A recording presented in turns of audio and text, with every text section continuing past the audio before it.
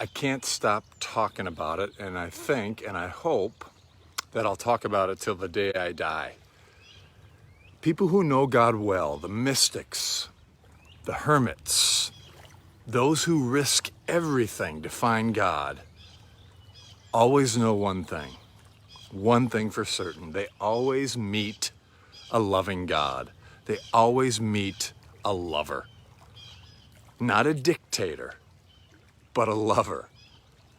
God is never found, we have all our distorted images of God, don't we? God is never found to be an abusive father or a crazy tyrannical mother. Never. God is always a lover, greater than we dared to hope for or imagine. It's beyond knowledge, surpasses knowledge. We can't grasp it. We can only glimpse it in Jesus. So how different that image of God is than an account manager who has a ledger, who's marking down the bad things we do with a black marker and the good things we do and balancing it out. And most people seem to almost have that image of God or meet that God in worship. If I can just go to church, if I can do this, if I don't do that, then maybe I can get myself in the good ledger. God is love. God is like the lover who receives and forgives everything.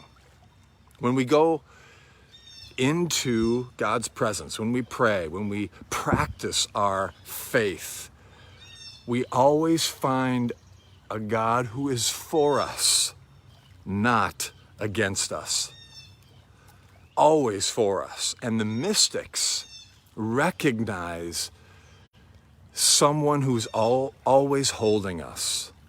And one of my favorite lines for that I repeat again and again, there's a force of love running through the universe that holds us fast and will never let us go. That's why we can say all shall be well and all shall be well.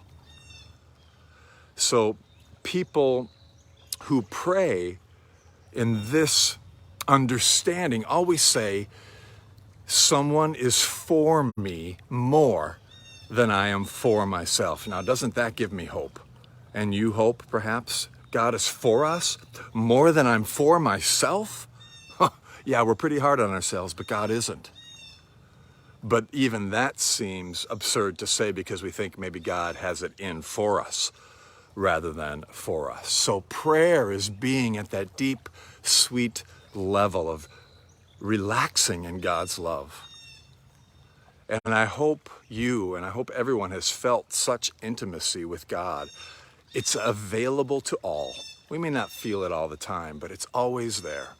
So maybe a lot of us, maybe a lot of people in our lives just need to be told, not in a preachy way, not in an evangelism sort of way, but in a loving way, just need to be told that this is what we should expect and seek with God.